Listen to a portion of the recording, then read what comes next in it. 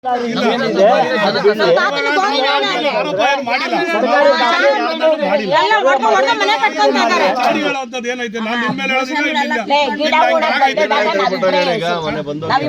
ಮಾತಾಡಿದ್ರಿ ಎಷ್ಟು ಜನಕ್ಕೆ ಎಷ್ಟೆಷ್ಟು ಕೊಟ್ಬಿಟ್ಟಿದ್ದೀರಾ ನೀವು?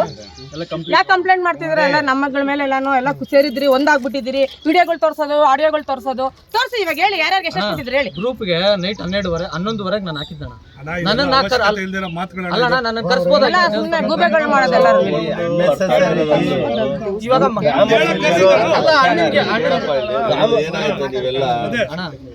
ಎಲ್ರು ಅಲಿಗೇಷನ್ ಅವ್ರೇನ ಹೆಣ್ಮಕ್ಳು ಹೇಳ್ತಾವ್ರ ಹಂಗೆ ಐತೆ.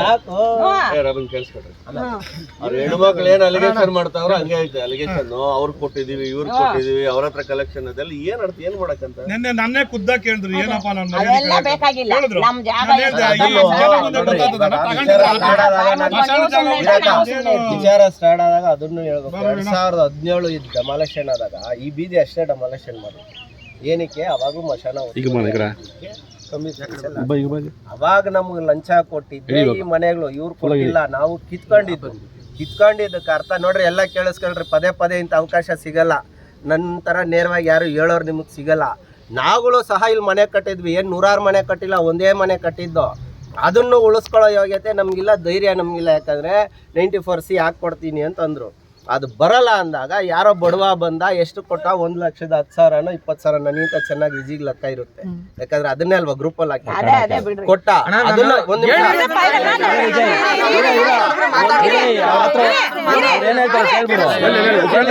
ಕೇಳಿಸ್ಕೊ,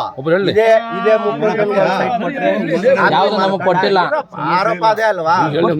ಅದೇ ಅಲ್ವಾ? ಚಾಮಿ ಅಂತ ಯಾವ್ದೋ ಹೆಸರು, ಒಂದು 10-15 ಹೆಸರು ಬಂತು. ಅಲ್ಲಿ ಬಂದಾಗ ನಾನು ಕೇಳಿದ್ ಒಬ್ನೇ ನಿನ್ನ ಅಲ್ವಾ? 1,10,000 ಮಾರಿದ್ರಿ. ಅವತ್ ಪಾಪ ಅವ್ನ ಬಡವ ಯಾರೋ ಟ್ರಾಕ್ಟರ್ ಡ್ರೈವರ್ ಆ ಮನೆ ಕಟ್ಟಿದ್ದು, ಅವ್ನಿಗೆ 60,000 ಕೊಟ್ವಿ, 50,000 ತಗೊಂಡು. ಇದನ್ನಲ್ವಾ 2017 ಸ್ಟೋರಿ ಹೇಳ್ತಾ ಇರೋಂಥದ್ದು. ಡೆಮಾಲೇಷನ್ ಆದಾಗ ಇವಾಗ 4 ಸೈಟ್ ಕೊಟ್ಟವ್ರೆ. ಮಶಾನ ಕೇಳಕ್ ಬಂದಿದ್ದು ಅವತ್ 4 ಸೈಟ್ ಕೇಳಿದ್ರು. ಇವಾಗ ಮಶಾನಕ್ಕೆ ಕೇಳಕ್ ಬಂದಾಗ ಇವಾಗ ರೀಸೆಂಟ್ ಆಗಿ ಯಾರು ಸೇಲ್ ಮಾಡಿಲ್ಲ. ಇವಾಗಿಂದ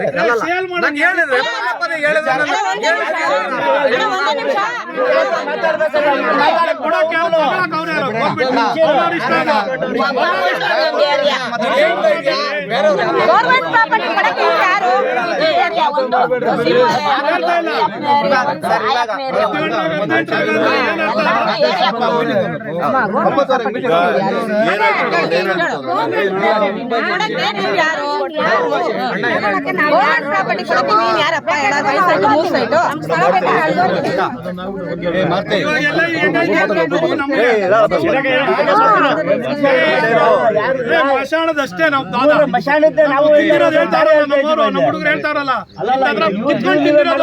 ಭಿಕ್ಷೆ ಎತ್ತಿಲ್ಲ.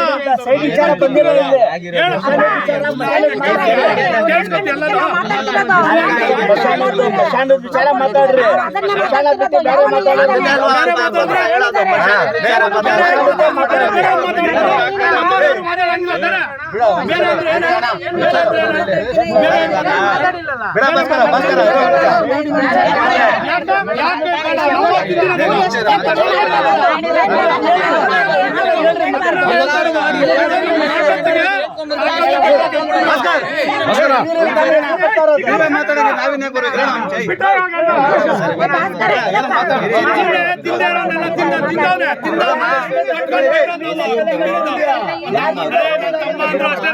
ಅಷ್ಟೇ ನಮ್ ಜೊತೆ ಇದ್ದ ಮೇಲೆ ಒಂದೇ ನಮ್ದು